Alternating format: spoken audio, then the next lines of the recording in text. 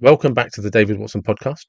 Today's exciting guest is William J. Hahn, who has written 9 books, I think he said.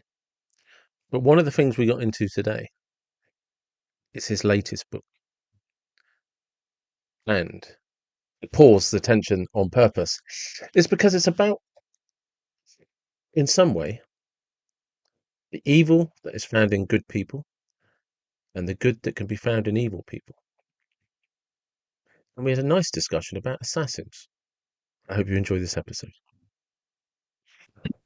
Hello, William. It's nice to meet you. And how are you? I'm doing great. I hope you are, and I hope it's beautiful in England today. It's not unsurprisingly, it's raining, which Oh, is what we would expect. To be fair, um, just quickly, 'cause we were having a brief chat before we started the recording. Um, how is it that you know Salisbury? well, my wife visited there when she was in an American Field Service program long time ago in the 60s. And then when we've been to England many times, she made sure and took me there. And so that's the main reason. Yeah, Because it was one of the things the your people sent me through about is to just ask a little bit because you've done a fair bit about around England and around the world, but have an interest in these areas. absolutely. Yeah, I've spoken at Oxford and Cambridge, and then up in Keswick, which is up in the Lake District. I know it. Beautiful, beautiful part of the world. And other places, we always stayed in, our friends lived in St. Albans, suburb of London there. Yeah, just And north of Watford. that's right.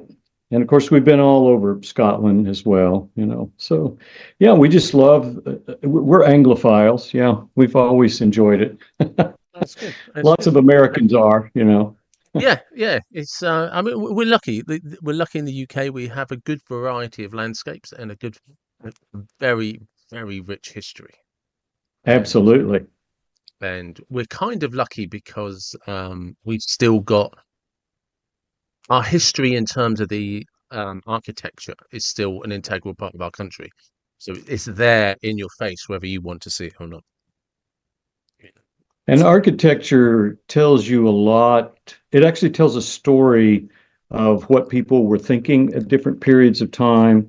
And I have a whole lecture on the history of worship as seen through art and architecture. And it goes all the way from the temple and the synagogue to today, and lots of different, and it's a contrast between holy place and holy people Yeah. theology, depending on what kind of architecture it is. So the architecture shapes the way people think and the way people feel, and the way people feel then shapes the architecture. So Well, because you said you visited Salisbury Cathedral. Do you know how Salisbury Cathedral came about?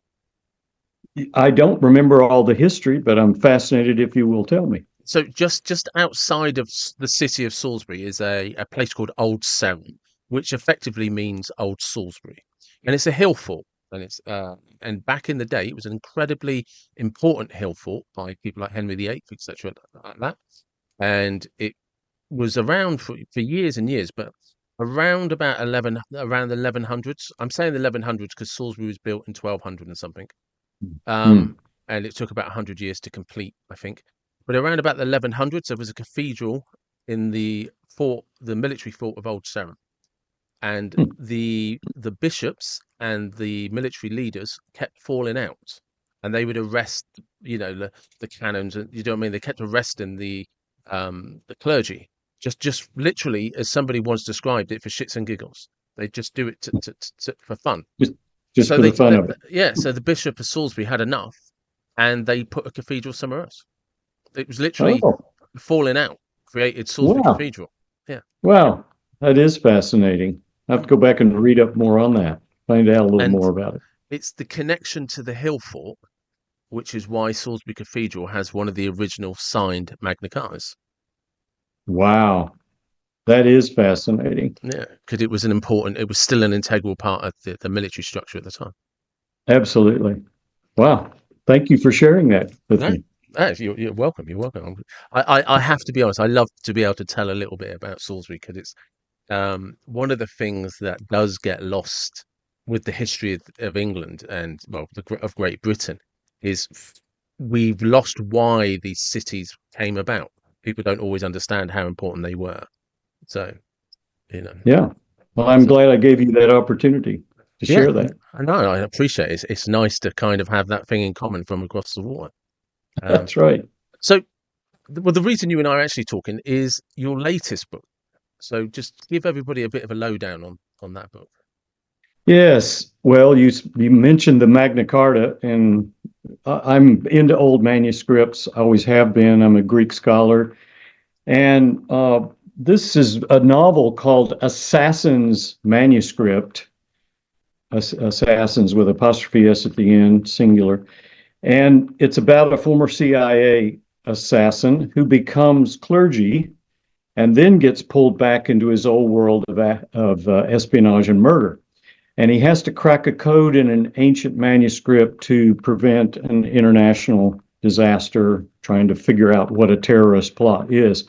In the meantime, the old Codex Sinaiticus, which is the oldest version of the Bible, is stolen from the British Museum in London.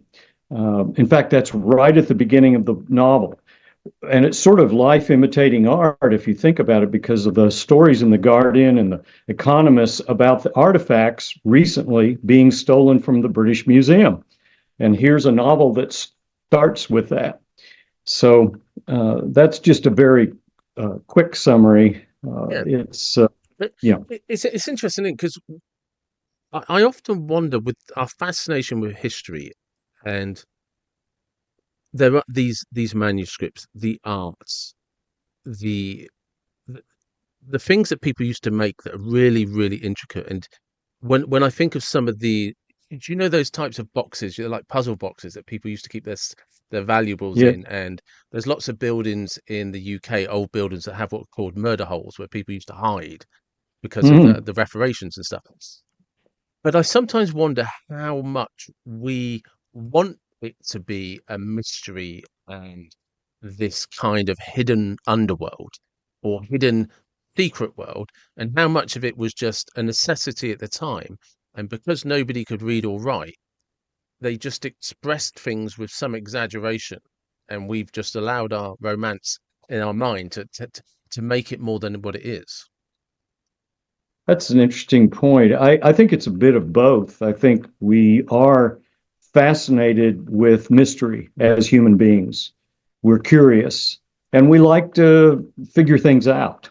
Mm. Uh, my wife does jigsaw puzzles and she refuses to look at the cover of the box to see what it's supposed to look like and to work on it on her own.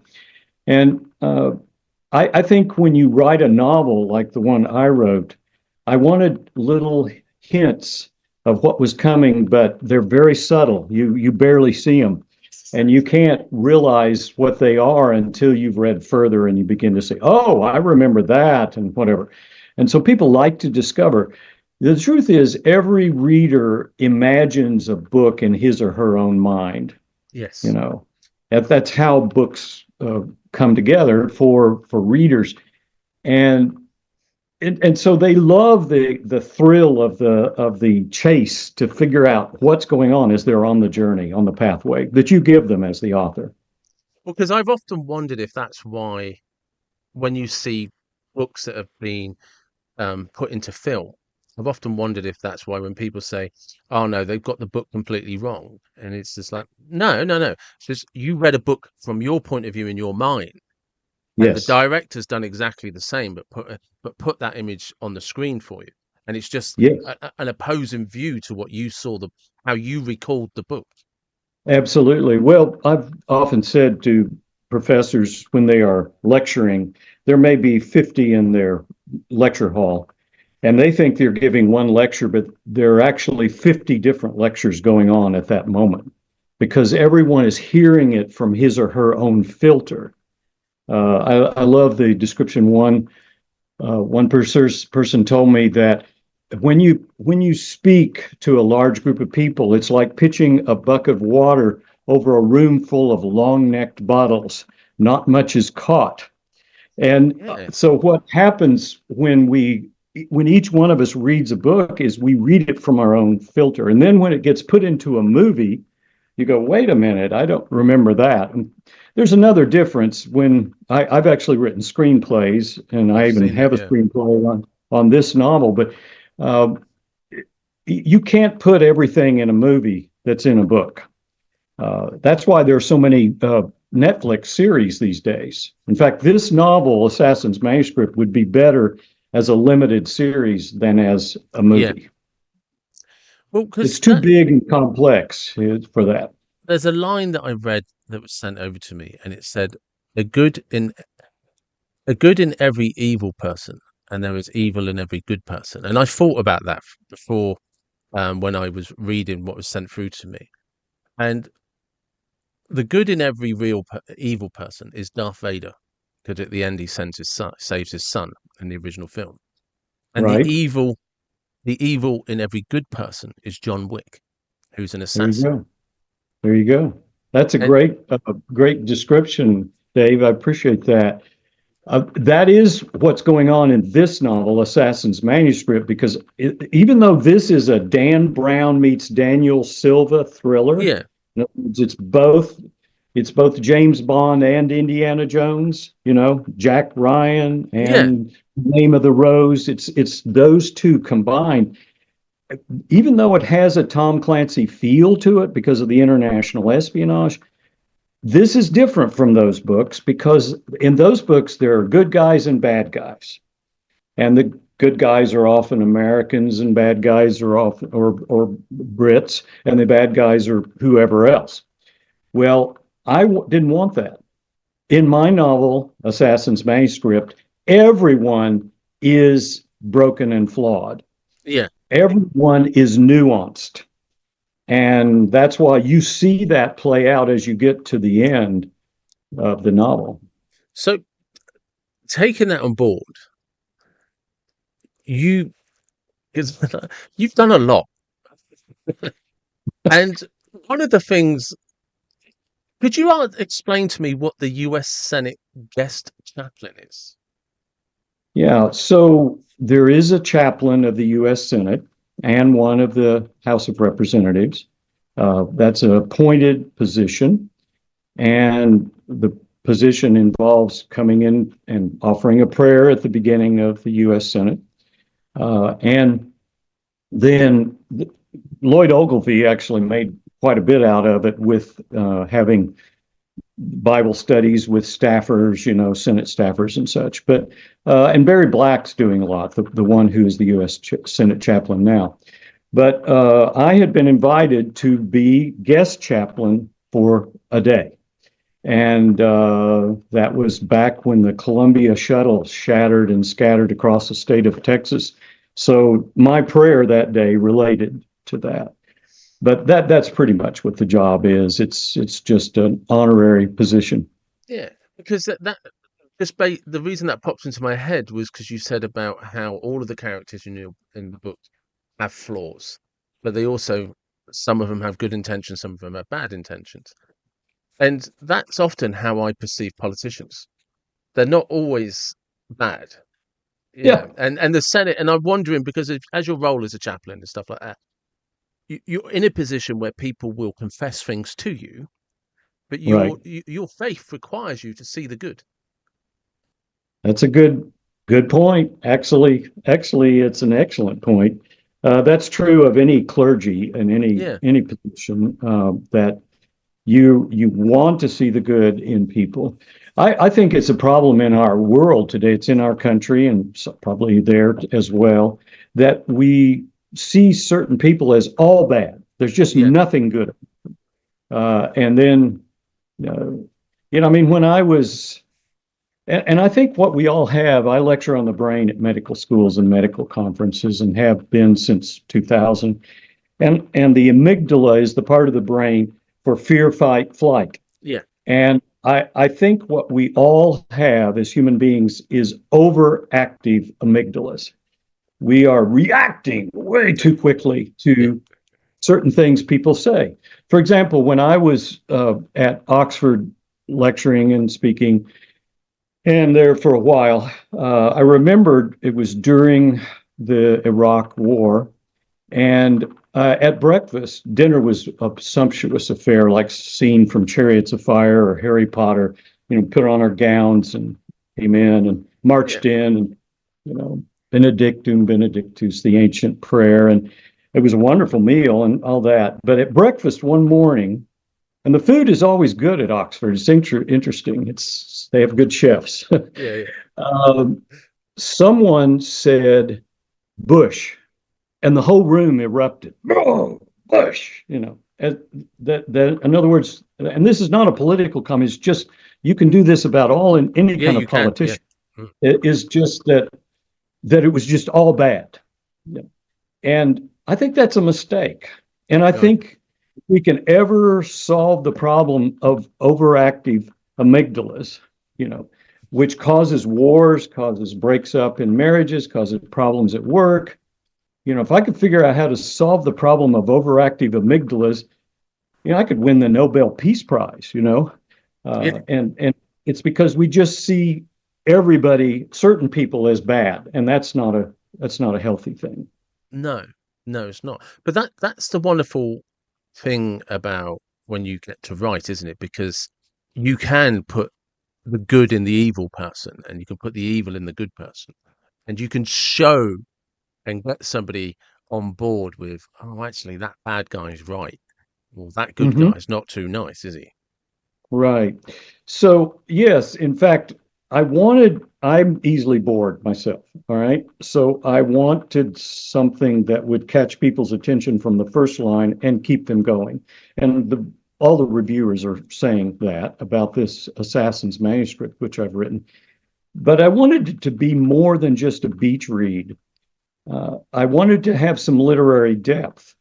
And so my main character, Adam Hunter, the name Adam comes from Hebrew, which means humankind. Hunter, he's in search of peace. So Adam represents a violent humanity out of control. All Yeah, right. The character, Adam Hunter, former CIA assassin. The main female character, Rennie Ellis, Rennie, Renie, being short for Irene, which in Greek means peace, and she's the only one who can complete his mythic story. And it becomes this very unlikely romance because she gets interested in him when he moves down to where she lives, uh, not knowing that he had killed her fiance by accident. And it's okay. awkward. It's awkward for him. And then she's with him around the Middle East and all over Rome and every place. And all the way through, the reader is thinking, is she going to find out? And what's she going to do as she's falling in love with this guy who killed her fiance? So, but she represents the piece that can complete humanity's mythic story. But the Bedouin is also a key character in the sense that he's the Darth Vader. So Yeah, if you in Assassin's Manuscript, if you use Joseph Campbell's Hero A Thousand Faces or Christopher Vogler's The Writer's Journey, all the background for the Star Wars movies. You've got main character, ordinary, leaves ordinary world to go to extraordinary world. He meets with a mentor, Yoda, and in my case, it's Stump Stevens, the former yeah, CIA director, and he has to deal with his shadow self, which is Darth Vader. In my case, it's the Bedouin. So there's this literary depth going on in a really fast-paced espionage novel. And it took me a while. Well, it took me yeah, 30 years to get this yeah. done. Wow. 30 years, But 12 that's revisions. yeah. um. So that's if you mentioned about it being that there's a manuscript, and you've talked about screenwriting or publicly. You've talked about screenwriting, and so one of the things I wanted to ask you is I seen somewhere that you said that learning when you've talked about screenwriting and when you were learning to screenwrite and the people you learned from that it helped you streamline stories and create hooks. Can you explain what the nuances of that are to people? Sure. So the first version of Assassin's Manuscript back almost 30 years ago was 740 pages. and, Yeah, and I mean, we're talking enormous yeah, manuscript. And I brought it into a literary agent in Dallas, Texas, where I lived at the time. And I dropped it on his desk. He said, "You nearly broke my desk with that thing. Go take 200 pages out and then I'll look at it."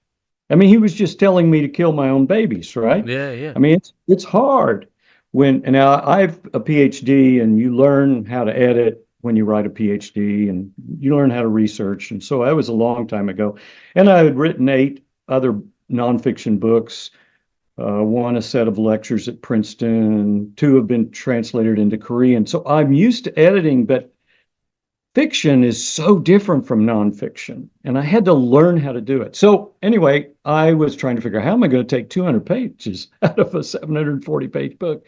And another author friend said, learn how to write screenplays.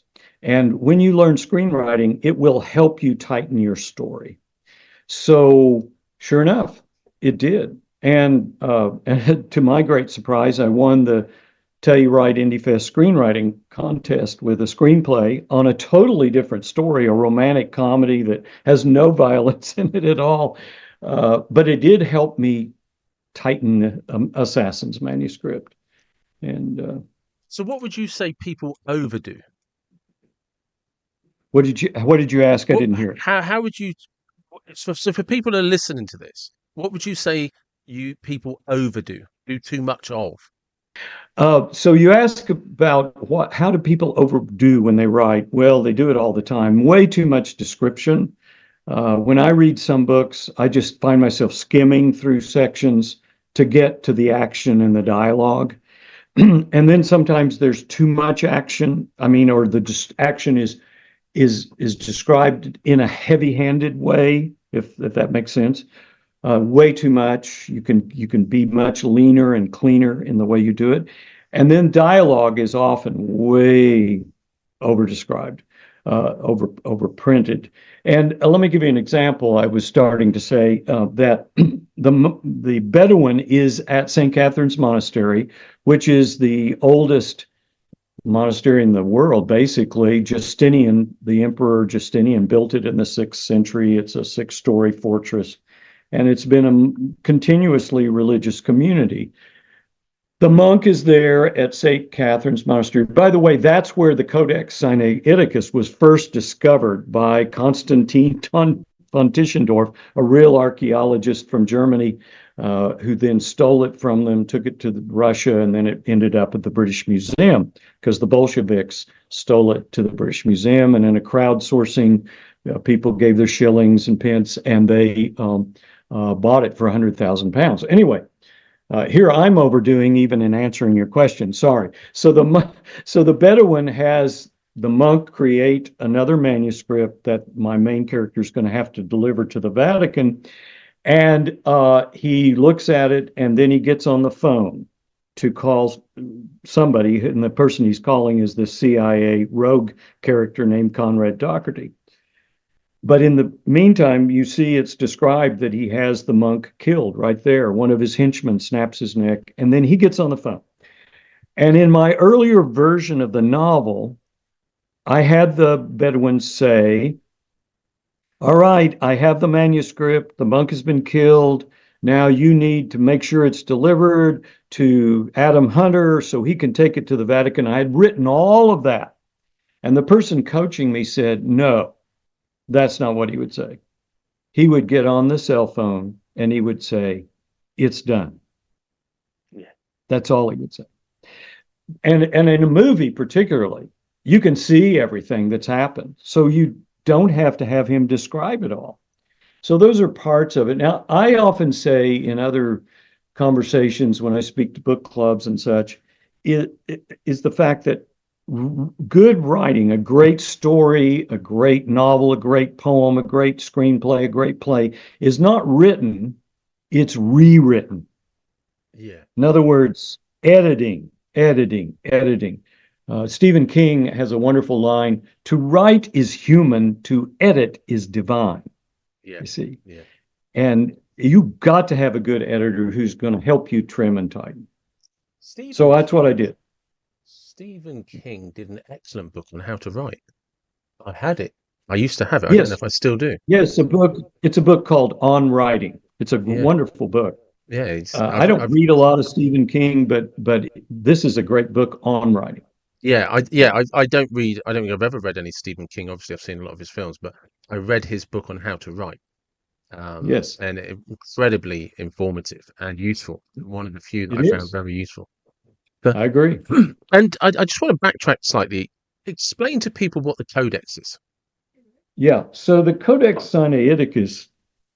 Well, what you want to know just what a codex is, Well, simply. the one we're referring to, which is the The one one in stolen. the novel. Okay. Codex Sinaiticus is the oldest version of the Bible and the most reliable. And, there are thousands of manuscripts, right, that got crunched together that became the Bible, right? But when Constantine von Tischendorf discovered the Codex Sinaiticus in 1859 on his third trip to St. Catherine's Monastery, none of this is in the novel, just described a little Yeah, bit. But so this is not historical fiction. But he found it and realized scales fell from his eyes. It was just like, oh my gosh, this is the most incredible discovery. And so it's the one that's referred to often when there are conflicts in translations. And it becomes the rule, the model by which we then say, okay, this is what is really correct. The Hebrew letter Aleph is used in the critical apparatus at the bottom of Greek New Testaments to describe the Codex Sinaiticus. Um, and I had a problem when I wanted to have it stolen from the British Museum because, I mean, it's sort of funny to say it that way. In my novel, Assassin's Manuscript, yeah. To not clarify literally, for any legal sources listening. yeah, not literally steal it, that I had written most of the novel up to about 1998, and then they moved the Codex Sinaiticus from the British Museum to the British Library in 1998. And now what am I going to do? Because I think it would be easier to steal something from the British Museum than it would from the British Library. Now, people there may, you know, argue about that one way or the other, but I think the security in the British Library is just amazing. So, I would say it would depend on how you intended to steal it. right, right. Well, you'll have to see what I did with the Codex Sinaiticus in the novel Assassin's Manuscript to see how it's done there. But I got to know the gallery warders at the British Museum, and I got to find out a little bit about how all the security system Yeah. works and this and that. And so, but I had a problem. Now, am I going to have it stolen from the British Museum back in 1998, and then the novel starts later? I don't like those where it goes different time periods. But then I got my solution, which is the British Library periodically moves artifacts back to the British Museum on display for a few months every once in a while. And I thought, that's when I can have it stolen. That's a scene that writes itself for you, doesn't it? It creates its Oh, own solution. oh, it's, I had, and my character there, the gallery warder, Nigel Rupert, was just such a fun character. Uh, and, and, uh, and he gets paid to help Conrad Doherty steal Yeah. it there early on, and that is just such a fun chapter to write. It's called Sleight of Hand. I used titles for my chapters instead of numbers. There are 77 chapters. That's Yeah, yeah. boring, you It know. is, it is, So it is. so titles, and titles are more fun because you want them to be enticing and inviting and tell a little bit, but not tell too much. Well, you can put a hook in a title, can't you? Absolutely. You can't tease with a number. Absolutely. And you mentioned the hooks in relationship to the screenwriting. I like short chapters. So this book has very short chapters. and a hook at the end of each chapter. Yeah. So you have to keep going. And I've had a lot of people email me and say, "You kept me up half the night. I couldn't put this thing down."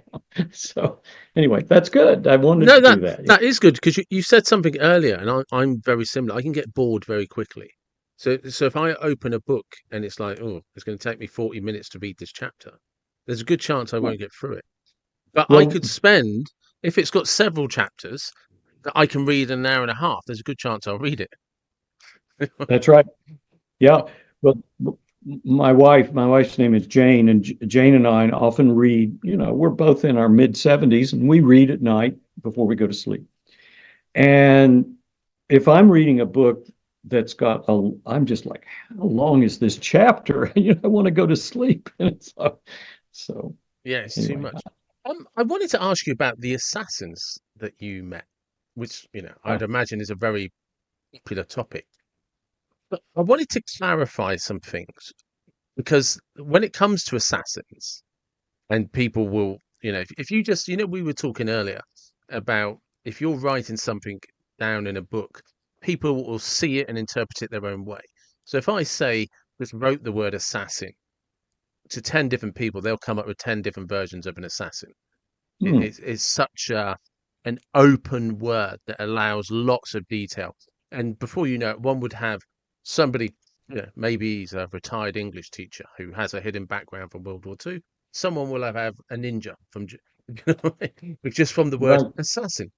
And right. so what I wanted to know when you met these assassins, did any of them meet like the myth behind an assassin? And what were the realities that you discovered? Yeah, that's an excellent question, Dave. There were five of them. I should say four and the son of an assassin that I met. Yeah. And I'm people say, "How in the world did you meet assassins?" Like, I mean, I didn't put out an ad, I want to meet assassins. I just ran into these people, and one of them I was lecturing at a college, and my wife says, "Don't say the name of the college." Okay, so I was lecturing at a college, and I had finished the lecture and was doing Q&A, and one said, "We know you've written all these other nonfiction books. What are you working on now?" And I said, "Well, I'm actually working on a novel." "Oh, what's it about?" And I told him. So then, as I was wrapping up, getting ready to go to the next thing, this young man came up to me and he said, "I'm a philosophy professor here, and that's what my dad used to do for the government. But he didn't tell me until he was on his deathbed that he So is that used to the go." evil in every good person? There you go. And so, as Because this is again, a son talking about his dad, isn't it? He it just knows is. his dad is a good person. Yeah. And he said, you would never have guessed it. Yeah. He was a regular little league dad in the neighborhood. He helped coach baseball, and he could be like your next door neighbor. Scary And thought. so I got him to tell me what he was like, and I got lots of good insight there. Another one was a taxi driver in Louisville, Kentucky, and I had come in for a board meeting there, and I was picked up at midnight, and he had a big beard, and he took me to the Brown Hotel downtown Louisville. And uh, so, I'm an extrovert. I Yeah. walk into restaurants and around to tables and I interview people on whether they like what they're eating, and my family just backs away from me. It's like, we don't know him. It's called outcomes assessment. I don't want to just look at a menu. I want to Yeah. hear, is this good? And so I love talking to taxi drivers and the London taxi drivers who are, oh, I've used them in my brain lecturing because they know every road. Yeah. Yeah. The In knowledge. They have the most highly developed right hippocampus of any people in the world because of Mm. their memory for Well, yeah, visual. because they have to Anyway, pass the knowledge, don't they? So, that's a huge test. Four questions, and they have to be able to yeah. pass them all. And yeah. Anyway, so I like talking to taxi drivers. So I asked him, uh, where are you from? New York, cup of coffee, had a Yeah, heavy yeah, accent. yeah, yeah, How did you get to Louisville, Kentucky? Came here after Nam. And I go, oh, okay. What'd you do in Nam? I was in the Phoenix Project. And I go, oh, well, because I had done so much research, I knew that was Assassins. So yeah. I said, have you got to pick anybody else up tonight? No. I said, if I cross your palm with $100 bill, can we have a drink and you can tell me stories? Absolutely. Let's do it. So this is how I found out That, about how this guy sorry, thinks. that is an opening scene to a film. A guy Ah, in a guy in the back of a taxi saying, "If I give you $100 bill, can you tell me some stories over a drink?" it is. That is a good opening scene. Sorry, I Yeah, didn't we mean should. to interrupt you. I thought I No, have to. that's great. Yeah, we should write that screenplay together, Yeah, Dave. Fun. So he began to tell me stories. Another one, because I was an academic at the time and president of a theological school, I was uh, chairing an accreditation site visit for another school. And one of the members of my accreditation site visit team uh, was a librarian from a seminary. Uh, he was clergy, and we had dinner, and he said, "What do you work?" And I told him. He said, "That's what I used to do." I said, "What?" Here he is. He's a librarian at a theological school, and he used to be an assassin for the CIA. And I said, "You got to be kidding." He said, "No." He said, "There are some countries I can't go to."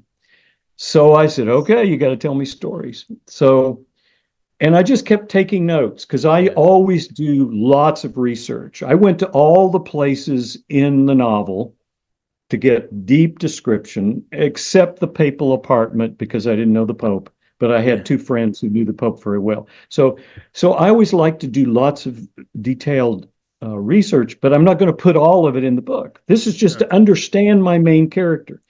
Now, the other two were one was an Israeli and the other was a Russian. And the Israeli was running a tennis tournament in Dallas, Texas. And my older son, who's now a teaching tennis pro in Washington, D.C., played varsity tennis at university, was playing in the tournament. And I'm just sitting here talking to this guy who's running the tournament. And I can tell he's got an accent. I said, "Where are you from?" "Israel." "Oh, when'd you come here?" He's telling me. So I said, "Well, because I knew everybody in Israel has to serve in the military." I said, "So you had to serve in the?" "Yeah." I said, "Which part?" "Mossad." "Oh, yeah, you yeah. were in Mossad." And then I said, "Which unit?" He said, "The Kidon unit." Now, unless you've done a lot of research, you don't know, but that's Assassins. And I said, "Okay, you got to tell me stories." And this guy opened up and told me unbelievable stories about what he had done. And he said, "I had Arafat in my sights twice, but the order never came to take the shot." I mean, Wow. that's Yeah, yeah, unbelievable. yeah, yeah. And here he's That's telling you. global history being changed if he pulled the trigger. That's right. That's right. The Russian is a clergy now up in the Ural Mountains where I was lecturing and speaking. And he had been a Russian mafia chief and Yeah. he had murdered lots of people.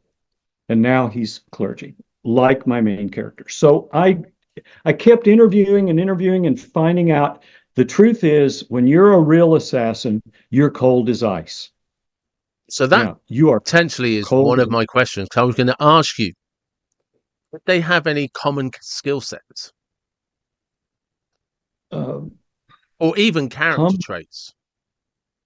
Yeah, I would say that the main character trait was you couldn't tell they were assassins. Yeah. That was the main. They seemed so normal.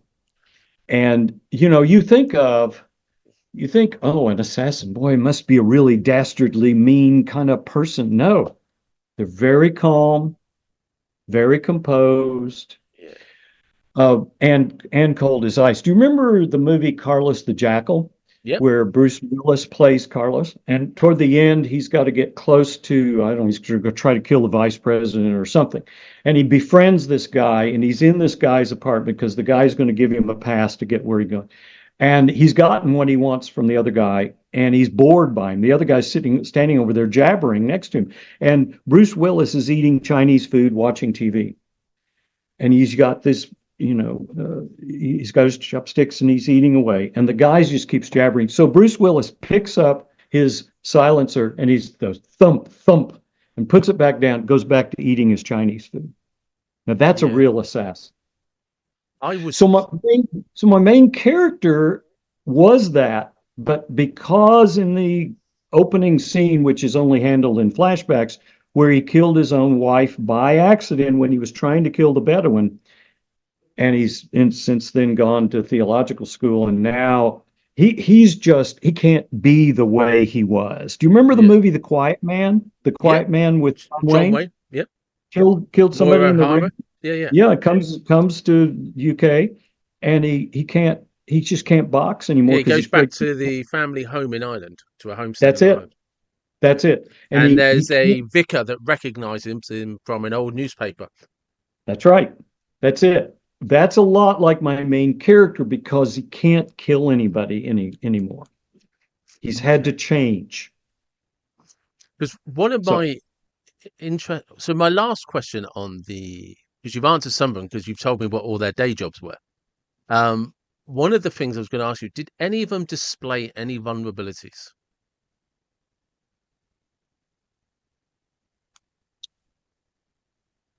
yes and no. I think I just go back to how normal all four of them. Of course, I didn't meet the father of the philosophy professor, but they just all seemed so normal. And if I'd been around them a lot longer, I could have seen vulnerabilities probably, but not on meeting them first impression. No, I they're just spoke, very normal people.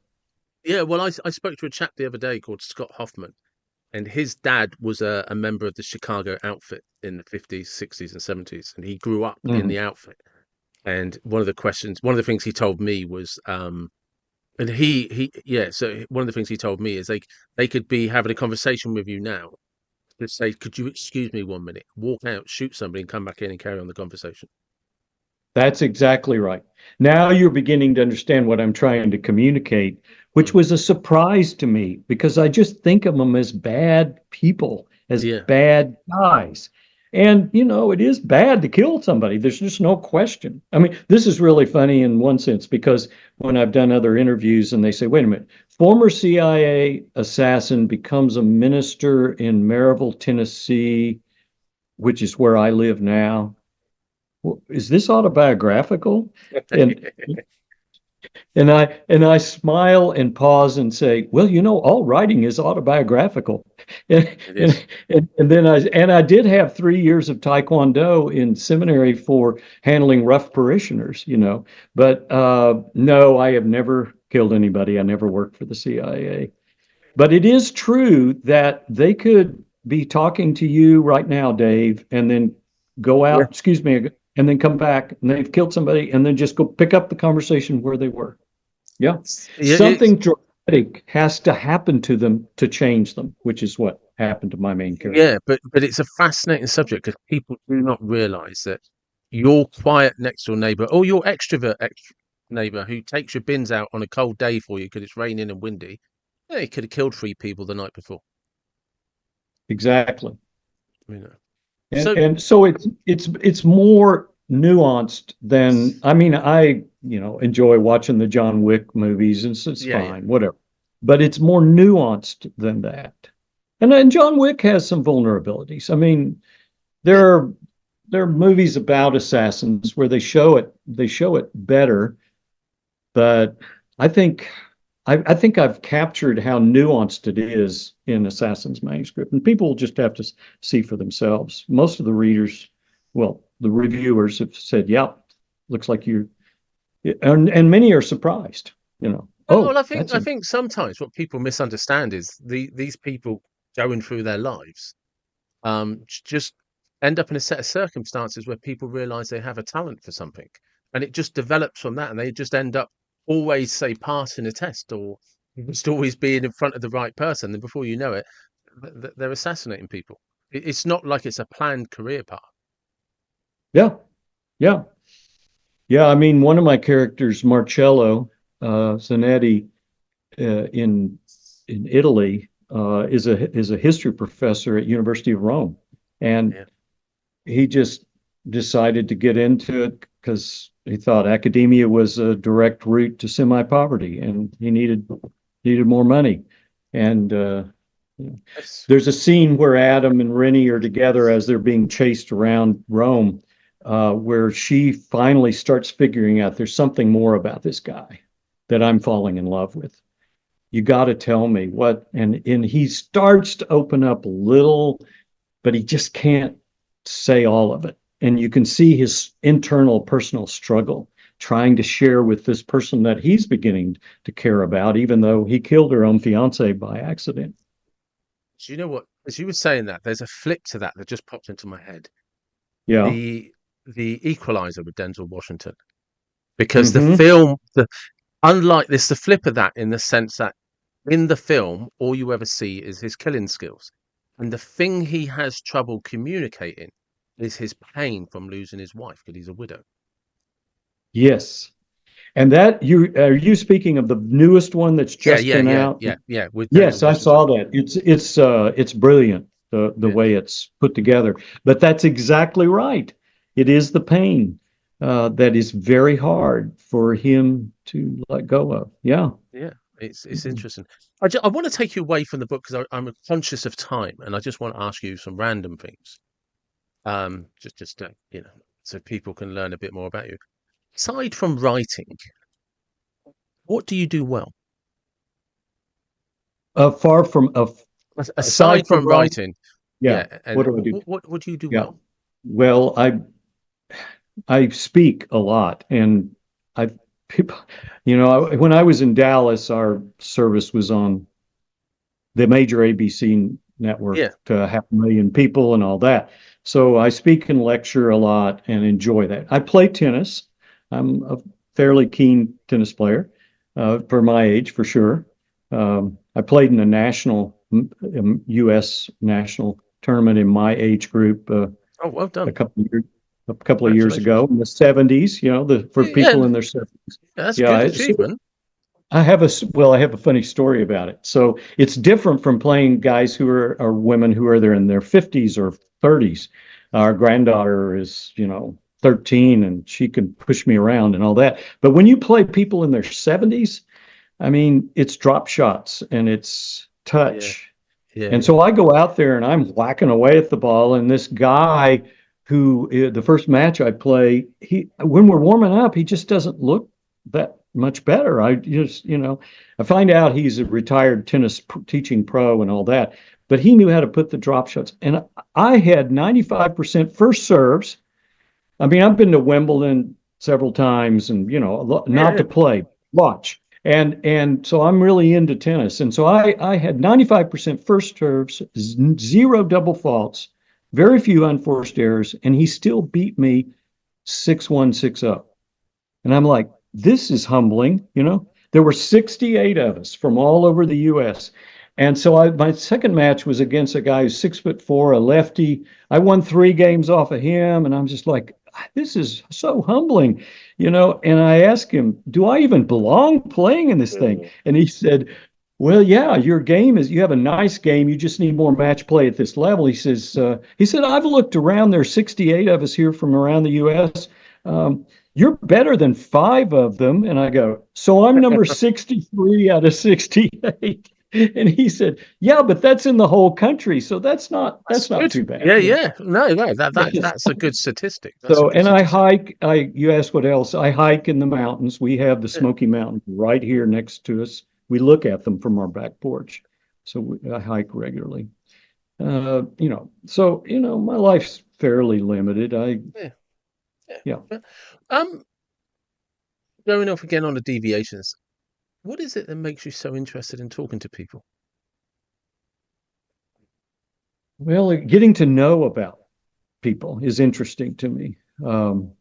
I will say that I've learned over my lifetime that I should listen more. I end up talking too much when I'm trying to get to know people. But people are interesting. Everyone is different. Everyone is unique. And my research on the brain has helped me understand that when you say something to another person, you're not exactly sure how that's landing on that other person. And you actually have to say, how did that land on you? Yeah, You know, because you assume that you communicated in a certain way and it might have hurt their feelings and they may not say anything to you. And then you don't understand why they're cool, you know. yeah. So it's important to try to get back from others what they're actually hearing from you. So I- Again, this is going to be another random question because I just like them. Um, when you were a child or maybe a teenager, you can pick whichever one pops in your head. If you could sit with them now, what would they say about the life you've had? if I sat with a teenage version of myself, Yeah, what would they say about the life you've about the had. life I've had? They would say, I am totally surprised with all the things you've done because I never imagined that I would, you know, speak at Princeton and Oxford and all these different places. I never imagined I'd be a president of a major academic institution. I never imagined that I would publish all these books. And way to go. You actually did way more than I imagined you would do, that I would do. Yeah, I think that's what my teenage version, because I was not a big athletic stud. You know, I wasn't Mr. Popular in high school, middle school, junior high. I did get more involved in those kinds of things in college and university. But, you know, I was probably a little bit insecure and, you know, I will say that there were people along the way who gave me permission or saw something in me, so I had potential. Uh, and Alex Haley was one who told me I should write a novel, the author of Roots, sitting in my office. yeah, And he said, hey, you know, what have you written? And so I pulled one of the books off the shelf and he started thumbing. He said, you need to write a novel. I said, Alex, what makes you say that? He said, two things. One, you know how to write and you write really well and you know how to tell a story. And that's all a novel is. What would I write a novel? What do you like? Tom Clancy, Robert Ludlum. And he said, well, combine that with your knowledge of old Greek manuscripts and see what comes out. And the guy who is the physician who sat in my office said, we want you to lecture on the brain at a big medical conference. And I go, what? I don't know anything about the brain. I told my wife, she said, that's never stopped you before. And so I took the challenge and read 50 books on cognitive neuroscience and just gave myself another PhD in the brain and went and then it was such a success. I started getting invited to Cornell and all kinds of academic institutions and doing grand rounds. So I think I would say to my older self, if I were a teenager, I'm glad you took the risk to try things and not worry how it was going to come out. Just go for it. yeah, And writing a novel is taking a risk. I yeah. guarantee you, Yeah, no, because you have, yeah, you I have, know, yeah, yeah, I've written a novel, so it was, so you know, yeah. yeah, yeah, So it's very hard because you said something at the very beginning when you were talking about it being your baby, and you have this big manuscript, and someone says you got to cut it off, and you're just like, I don't think realize what you're asking me to destroy because that's right. this is my heart and soul. I think every minute of this is great, and you do have to go back and like an assassin, not think about it, just be ruthless, get the job done. Just do it. You Yeah. know, Make it better than it yeah, was before. Make it and better. interestingly, I realized when I read through my very first manuscript, when I read through much later, just how much of it I didn't understand myself. So I had to ask, well, what was I trying to explain? Yeah. Yeah. Yeah, it's good to sit back and read something and I find reading something out loud. Yes, yeah, definitely. And, and speaking of that, this novel is now on Audible, Assassin's Manuscript, and it's read by our younger son, David Carl, who's an actor in New York Oh, and nice. who's a trained actor and an expert on international accents. So when he's reading it, you hear him do several different British accents in the chapter on the robbery of the Codex Sinaiticus from the British Museum. Oh, You wow. hear different varieties of British accents. And then he does Russian, he does Italian, he does Scottish, he does New Orleans Cajun, and all these different accents. And his training, and one of his colleagues from university is Rami Malek, who won the Oscar, Yeah. and so Queen. He David's, did Queen, didn't he? yes, yeah, Bohemian Rhapsody, yeah, Yeah. yeah. And David was in George Clooney's The Tender Bar in a scene with Ben Affleck. He is in the final season of the Netflix's The Marvelous Mrs. Maisel, Oh, and fantastic. he's been on the TV show Blue Bloods, and he did. One of my mum's favorite programs. Oh yeah, so your mom likes the Blue Bloods. That's Yeah, great. loves it. Yeah, and then he had a one-man show called Gary Busey's One Man Hamlet. He does all of Hamlet as the crazy character Gary Busey, the actor. And he actually did it at the Fringe, Edinburgh Fringe, and it All was right. a big success. He's done, and he won the New York Fringe Festival solo show and big rave reviews in the New York Times. And then the other one-man show he does is called Trump Lear. So think about Trump and King Lear together. And it is outrageous. It is so funny. And he also did that at the Edinburgh Festival Fringe, and has done it all over the country. So just imagine somebody with those skills. Yeah, He's yeah. also done narrations of James Patterson's novels. Imagine someone with those acting training skills to do this international espionage novel called Assassin's Manuscript. He literally makes it a better story than I wrote.